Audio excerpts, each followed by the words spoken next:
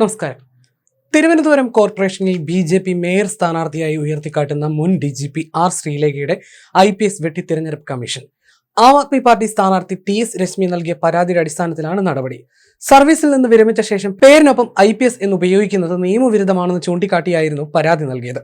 തിരുവനന്തപുരം കോർപ്പറേഷനിലെ ബി.ജെ.പിയുടെ സെലിബ്രിറ്റി സ്ഥാനാർത്ഥിയാണ് ശ്രീലേഖ.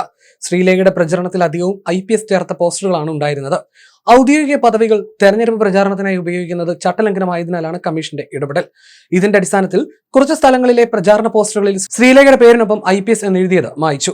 ഇതോടെ ബി.ജെ.പി. പ്രവർത്തകർ രംഗത്തെത്തി ബാക്കിയിടങ്ങളിൽ റിട്ടയർഡ് എന്ന് ചേർക്കുകയും ചെയ്തു. ശാസ്തമംഗലത്തെ ബി.ജെ.പി. സ്ഥാനാർത്ഥിയാണ് ശ്രീലേഖ. പേരിനൊപ്പം IPS ഇല്ലെങ്കിലും എല്ലാവർക്കും തന്നെ അറിയാമെന്ന് ശ്രീലേഖ പ്രതികരിച്ചു. ശ്രീലേഖയുടെ പോസ്റ്ററുകളിലും ഫ്ലെക്സുകളിലും IPS എന്നും ചുവരെഴുത്തിൽ IPS റിട്ടയർഡ് എന്നുമാണ് രേഖപ്പെടുത്തിയിരുന്നത്. തിരഞ്ഞെടുപ്പ് ഓഫീസിന് മുന്നിലെ ബോർഡിൽ ആർ. ശ്രീലേഖ എന്ന് മാത്രമാണ് എഴുതിയിരിക്കുന്നത്. കഴിഞ്ഞ വർഷം ഒക്ടോബറിലാണ് ശ്രീലേഖ ബി.ജെ.പി. അംഗത്വം സ്വീകരിച്ചത്. അന്നത്തെ ബി.ജെ.പി. സംസ്ഥാന അധ്യക്ഷനായിരുന്ന K. സുരേന്ദ്രനിൽ നിന്നാണ് ശ്രീലേഖ പാർട്ടി അംഗത്വം സ്വീകരിച്ചത്. ചേർത്തല SP ആയി ഔദ്യോഗിക ജീവിതത്തിന് തുടക്കമിട്ട ശ്രീലേഖ തൃശൂർ, പത്തനംതിട്ട, ആലപ്പുഴ ജില്ലകളിൽ SP ആയിരുന്നു. Vigilance, crime branch, DIG, IG, ADGP എന്നീ ചുമതലകൾ വഹിച്ചിരുന്നു. ഫയർഫോഴ്സ് മേധാവിയായിരിക്കെയാണ് ശ്രീലേഖ സർവീസിൽ നിന്ന് വിരമിച്ചത്.